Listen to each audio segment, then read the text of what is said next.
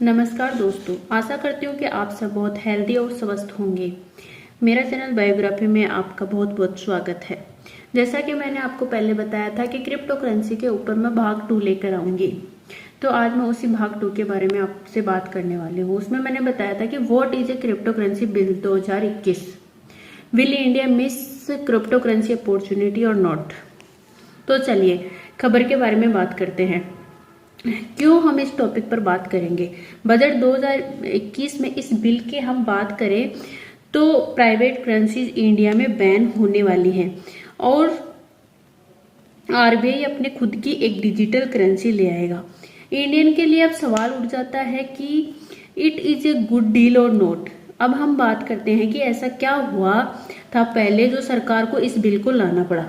2018 में आरबीआई का एक सर्कुलर आया था। उस सर्कुलर में उन्होंने कहा था कि जो भी फाइनेंशियल इंस्टीट्यूट है या फिर जो भी बैंक है वो क्रिप्टो करेंसी में डील नहीं कर सकते हैं, यानी कि क्रिप्टो करेंसी को बैन कर दिया था। इस पर्टिकुलर सर्कुलर को चैलेंज किया था internet and mobile association of India ने। इन्होंने कहा था कि ये जो आरबीआई का सर्कुलर है ये बहुत ही आर्बिट्रेरी है, क्योंकि हमारे पहले से ही बिटकॉइन में पैसे लगे हुए हैं और हम चाहते हैं कि क्रिप्टो करेंसी इंडिया में चले। जब इस केस को लाया गया तो सुप्रीम कोर्ट बेंच ने आरबीआई का जो सर्कुलर निकाला था उसे क्वास्ट कर दिया था। अब इस सर्कुलर के बाद क्या हुआ, यानी कि क्रिप्टो करेंसी इंडिया में चल रही है, क्योंकि आरबीआई का जो सर्कुलर था वो तो चला गया, क्वास्ट हो गया। क्रिप्टो करेंसी चलेगी तो उसके क्या दुष्परिणाम होंगे इकोनॉमी के ऊपर, यह आर्गुमेंट था आरबीआई का। इसीलिए सरकार ने बजट 2021 में एक बिल लाया था। क्रिप्टो करेंसी एक डिजिटल मनी है और वो डीरेगुलेटेड है, क्योंकि उस पर किसी का भी कंट्रोल नहीं होता। अब बात आती है कि क्यों क्रिप्टो करेंसी इतनी ज्यादा फेमस हो चुकी है। और मैं अगर इंडिया के बारे में बात करूं तो इंडिया में स्पेशली हम कह सकते हैं कि क्रिप्टो करेंसी लोग इतना इन्वेस्ट क्यों कर रहे हैं, क्योंकि कुछ हद तक गवर्नमेंट पॉलिसीज फेल हो चुकी है। इकोनॉमी को वापस रास्ते पर लाने के लिए कोविड-19 की वजह से हम लोग कह सकते हैं कि लोग अपना पैसा वहां लगाना चाहते हैं या फिर वहां इन्वेस्ट करना चाहते हैं जहां उन्हें रिटर्न्स ज्यादा आए, क्योंकि अभी तो स्लो डाउन चल रहा है। तो you can not accept return from bank. Bank में इंटरेस्ट रेट काफी कम है। इंडियन मार्केट में बहुत ज्यादा पोलाइट है। ऐसा नहीं है कि बिटकॉइन क्रिप्टो करेंसी मार्केट बहुत ज्यादा स्टेबल है, लेकिन फिर भी उनकी रिटर्न्स काफी ज्यादा है इन लॉन्ग टाइम में।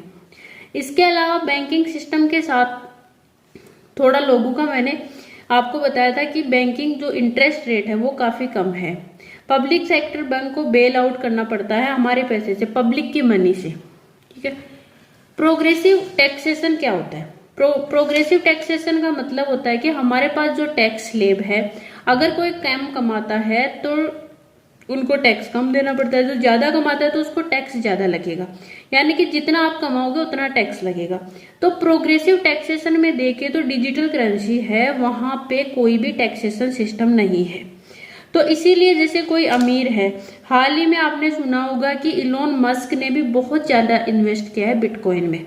इसके अलावा सबसे एक इम्पोर्टेंट रीजन है जो क्रिप्टो करेंसी गेन कर रहा है, वो है crypto now considered as a digital gold, यानी कि अगर आप इन्वेस्टमेंट करोगे क्रिप्टो करेंसी में तो उनका रेंज बहुत ज्यादा है। अगर मैं बात करूं बिटकॉइन प्राइस की तो 1 अक्टूबर 2013 में रेट था $3 और जनवरी 2021 का रेट चल रहा है $34,000।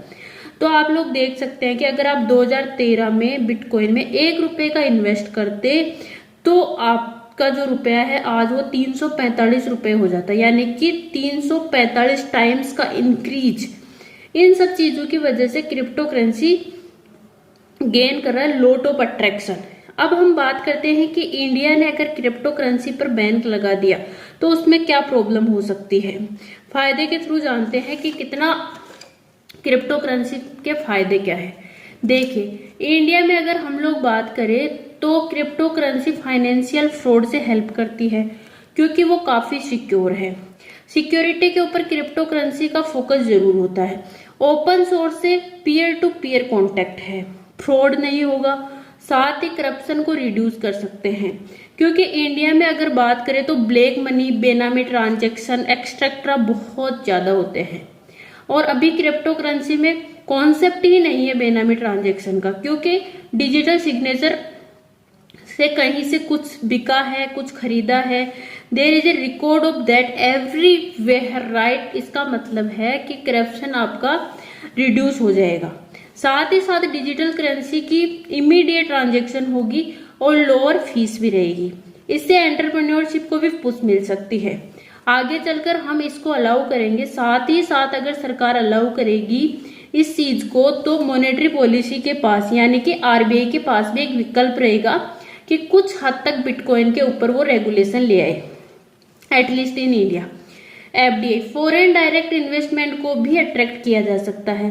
इसके अलावा टेक्नोलॉजिकल डेवलपमेंट होगी, हम भी समझेंगे क्रिप्टो करेंसी क्या है, हम भी डेवलप कर सकते हैं और अल्टीमेटली इकोनॉमी ऊपर आएगी, पॉजिटिव इफेक्ट जरूर पड़ेगा।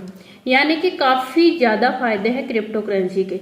लेकिन मैं आपको एक कॉमन फायदा बताती हूँ। जस्ट इमेजिन कीजिए कि आज आप अपनी जिंदगी को इमेजिन कीजिए फोन और इंटरनेट के बिना। जस्ट इमेजिन कीजिए कि इंडियन सरकार यदि इंटरनेट को बैन कर दे, स्मार्टफोन को बैन कर दे, तो क्या होगा। तो आप सोचेंगे कि पूरा विश्व इंटरनेट और स्मार्टफोन का यूज कर रहा है, मैं क्यों नहीं कर पा रहा हूँ। यही फीलिंग आएगी अगर हम लोग क्रिप्टो करेंसी को लीव कर देंगे तो। अगर कोई इसे यूज में यूएसए में डील कर रहा होगा तो मैं क्यों नहीं कर रहा हूं।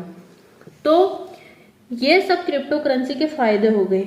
अब हम इसका नुकसान क्या है ये भी देखते हैं। सबसे पहले तो क्रिप्टो करेंसी डीरेगुलेटेड है, डिसेंट्रलाइज्ड नहीं है, ये सबसे बड़ा खतरा है। कोई अगर रेगुलेटर नहीं है तो जो इसको देख रहा है, it becomes crypto currency stable नहीं है, काफी वोलाइटल है। और फाइनली अगर मैं इंडिया की बात करूं तो क्या हम लोग तैयार हैं। अगर आप अपने आसपास से 10 से 12 लोगों से बात करेंगे कि क्या आप क्रिप्टो करेंसी जानते हैं, तो people are not aware for this. इसका मतलब ये है कि हमारे पास डिजिटल लिटरेसी, फाइनेंशियल लिटरेसी, इन सब की प्रॉब्लम है। साथ ही साथ डिजिटल डिवाइड भी है, क्योंकि अगर हम क्रिप्टो करेंसी को इंडिया में ले आएंगे, अलाउ कर देंगे, तो इसका फिर से फायदा कौन उठाएगा। फायदा वो उठाएंगे जिनके पास पैसा है और क्रिप्टो करेंसी से और भी पैसा बनाएंगे, यानी कि और भी इनइक्वलिटी बढ़ेगी। यानी कि जब तक ये देश डिजिटल डिवाइड खत्म नहीं कर देता तब तक bill will be ready. Technologically क्या हम तैयार रहेंगे, क्योंकि अगर हम लोग क्रिप्टो करेंसी के डोमेन में जा रहे हैं तो हमें उसके बारे में सब कुछ जानना पड़ेगा।